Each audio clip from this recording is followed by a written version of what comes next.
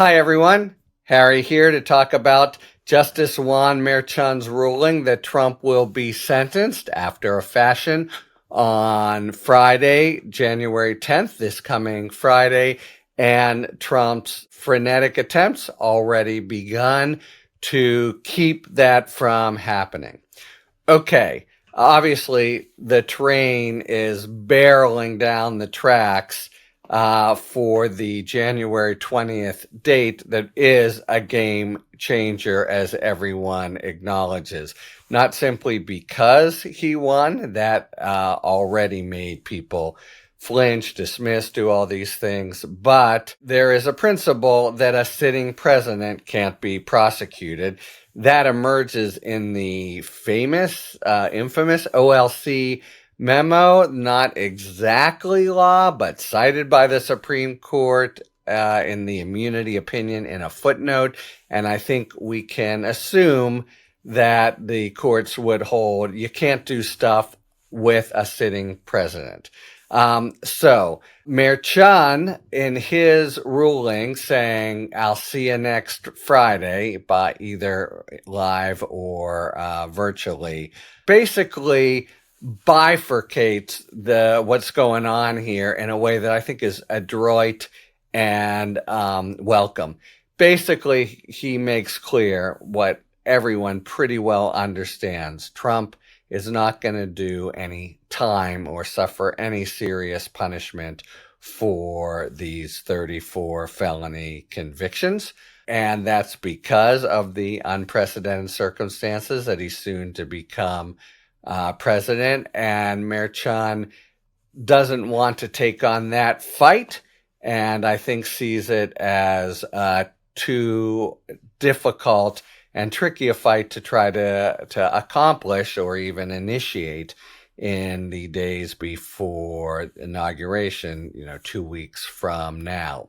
But he does very forcefully, and this is the most important top line of his opinion, insist on the fact of the convictions remaining part of the record, remaining historical, that Trump basically get the scarlet letter showing he was convicted, and our next president have the asterisk of 34 felonies next to his name. Exactly what Trump wants very much to prevent. So what he telegraphs is that he will be giving Trump a so-called unconditional discharge. Sounds a little bit like a contradiction in terms, doesn't it? But to briefly explain it, how it works under New York law, you can take a convict and sentence them to a conditional discharge. You are free to go,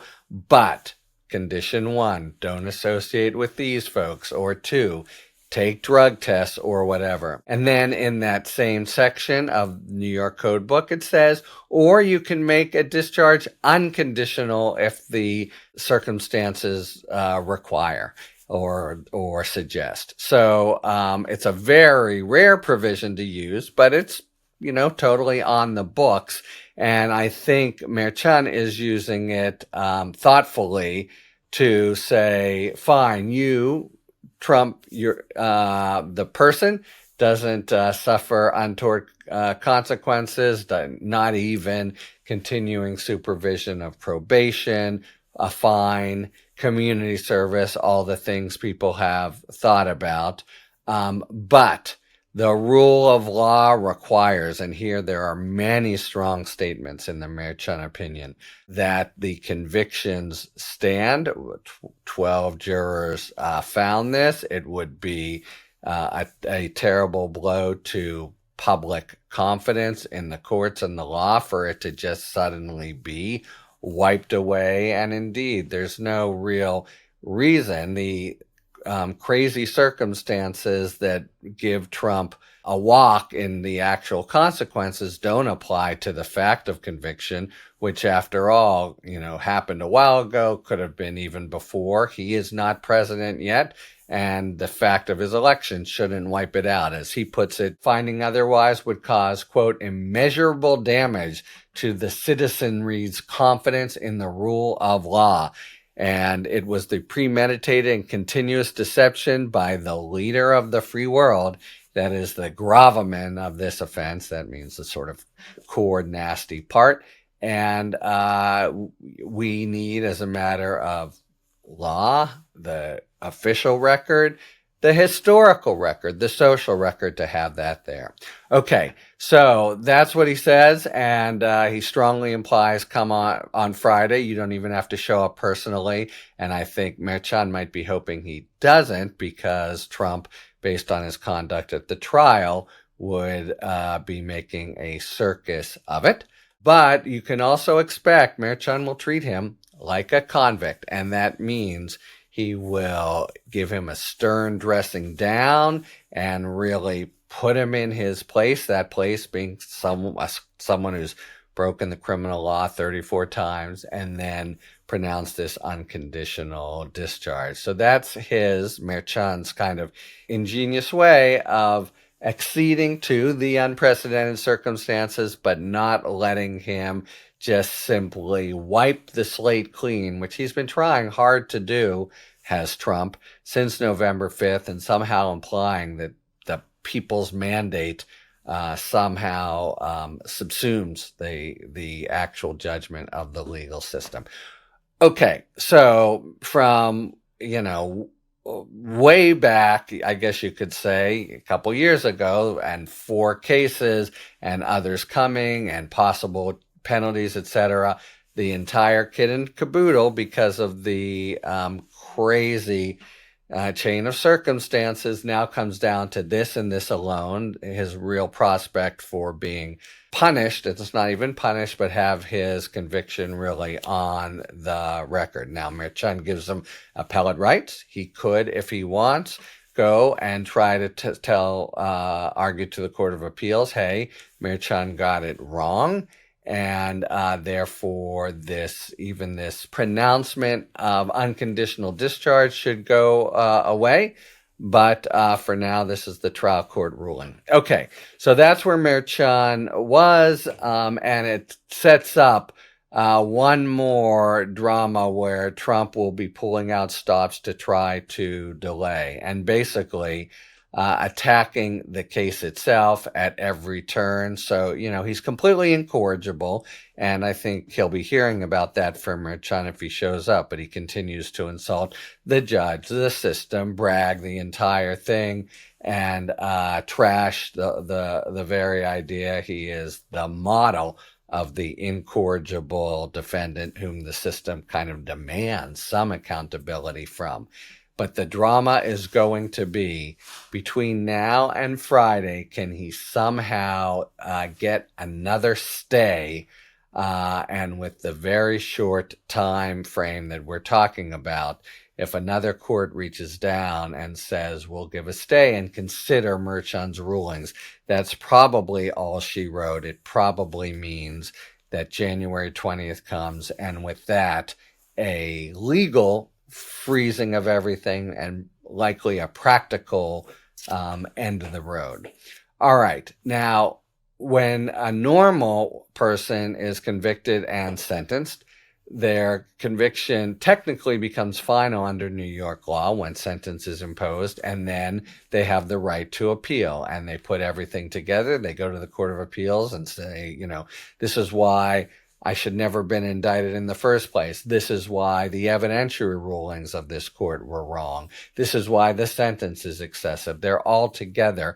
And what that means for purposes of Trump's current attempt to have a stay is a normal person wouldn't be able to get it, because to get a stay, you need to show irreparable injury. That is, if you have to wait to bring an appeal, you're going to be harmed irreparably. And having sentence pronounced, that doesn't strike me as an irreparable injury. It can be reversed later. But Trump is going to use, and is already using, he has filed papers in the middle level New York court, then there's the highest level New York court, then the U.S. Supreme Court, to say you have to stay, and he's making 2 arguments. In broad strokes, and then I'll bear down on one of them. Hey, the immunity opinion was wrong. Mayor Chun said, I'm not immune because this was private conduct. He got that wrong. You should reverse it. And immunity usually permits an immediate stay. That is presidential immunity under Trump v. U.S., but that, of course, is because of the onerous burdens of an extended proceedings. We're not talking about that now. And then second, this principle that you can't do anything against a sitting president. Everything has to stop. You can't be made to show up for anything. And the inconvenient point for Trump is he's not the president. He's the president-elect. We only have one president at a time in this country, and he wants to extend it to him in some way. But the law gives no basis for that. Not to say we're in a crazy situation that no court, including the U.S. Supreme Court, won't see some, well, this is unusual, we better look at it. But that there really shouldn't be for that any special provision for a president-elect. You get the president's immune, there's only one president. Here's one angle that I think is a possibility for him. Remember, he's complaining not just that he should never been indicted because of immunity, but that the DA's case used evidence of immune conduct. And that was specifically, there were a few different things, but the main thing is the Hope Hicks testimony that does occur in 2018 when he's president, where she comes and tells him the Wall Street Journal is onto this story.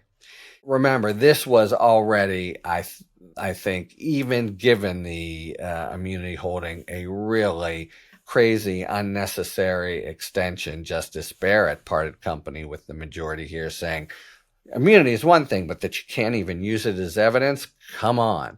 But he's going to try to leverage that right to not have it used as evidence to say the Hope Hicks stuff was core immune conduct, because I'm in the Oval Office talking with my communications director. Of course, they're talking about this hush money scandal involving Stormy Daniels, and the argument that it's core powers, I think, is weak. But will a court bite on the idea? Well, maybe that's a problem, and that maybe permits an immediate appeal because it's the immunity principle, and therefore we will stay Mayor Chun's ruling, say don't do this thing on Friday in order to look at this carefully now, because we won't be able to look at it carefully come January 20th. Something like that, sort of jerry-rigged and individual for this case, is, I think, the little glimmer or a little wormhole that Trump could try to work to get a stay, which at this point is the whole game. It's the stay, not the bottom line. He wants this thing on Friday not to go forward. So his main arguments: he's not immune, as Mayor Chun holds. This was private conduct before the election. He's not the president, so doesn't get the advantage of you can't prosecute a sitting president. Does he have the teeny little appendage of you can't even use evidence of immune conduct to try to leverage a stay? That's what I'll be looking for as he runs to the appellate division, which he's already done. And if they don't give it to him, New York Court of Appeals, its highest court, and U.S. Supreme Court, all between now and Friday, when he is due to get his dressing down from Mayor Chun, the only consequence of his long criminal spree from before he was president through January 6th and after, with the taking of the documents. Talk to you later. Thanks for tuning in. If you enjoyed this video and other Talking Feds content, please take a second to like and subscribe. Talk to you later.